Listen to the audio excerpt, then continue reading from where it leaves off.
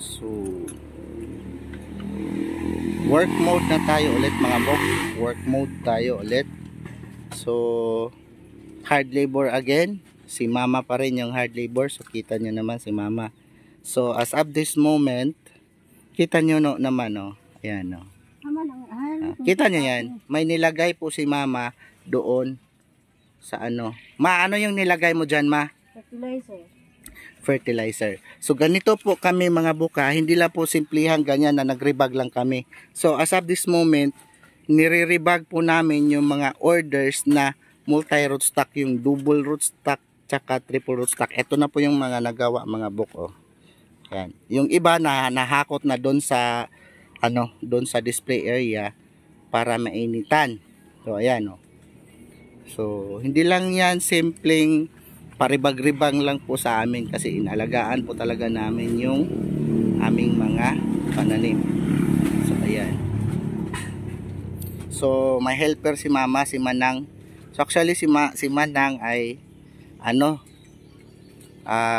cook lang namin sa bahay, pero ewan ko nito, nagkasundo yung dalawang matanda sa amin.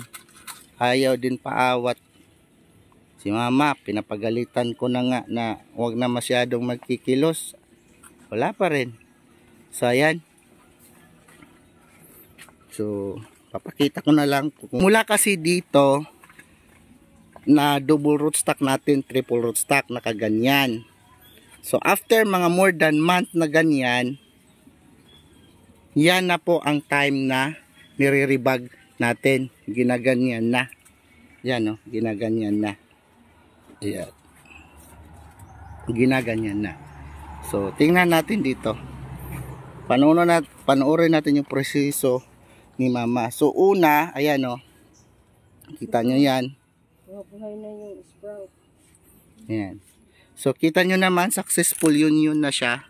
Ayan, kita nyo may ano na, may mga sprout na nga yung rootstock na dinikit. Ayan no.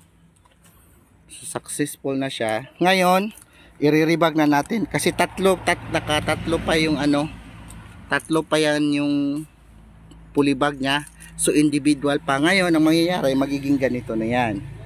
Ayan. So bago yan ilagay dito, dyan, nilagyan ni mama ng fertilizer. So ayan.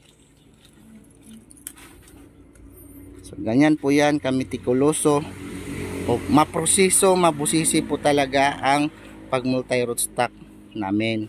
Hindi po talaga basta-basta. Tapos po may nagre-request po kung ano po, umaabot po yan ng 5 months bago namin ma-dispose. So ganun po siya katagal para we make sure na fully condition na po na ma-deliver namin. So ayan, so papasok dyan ni mama. Ayan. So extra careful na hindi po maghiwalay yung lupa na original doon sa tinanggalan na pulibag natin. So ayan. Ayan. So ngayon, afterwards nyan, ayusin na yan, tapos lagyan na ng organic fertilizer. Ayan. Ayan. So napasok na. Lalagyan na yan ngayon ng organic fertilizer. Ayan.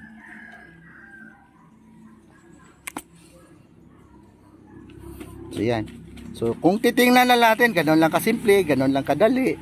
Pero ang proseso po, ang steps mabusisi at maraming pagdadaanan. Mula sa pag-graft hanggang sa pag-double rootstock natin, mabusisi po, mabusisi. Ayan.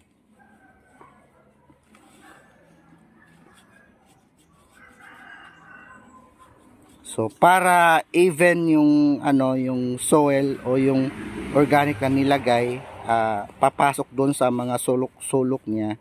Ayan, may ginagamit si mama na stick na pangdungkal. Ayan.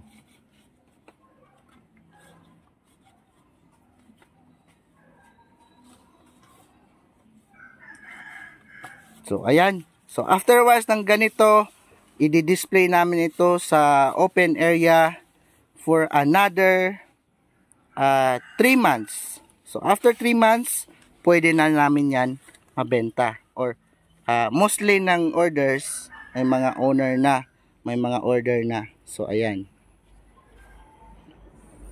Ayan, nire-rebag na yan. So that's it for today mga bok. That's it for today. Ang ating agenda for today ay ipakita lang kung paano i-rebag ang ating mga orders na multi rootstock EVX.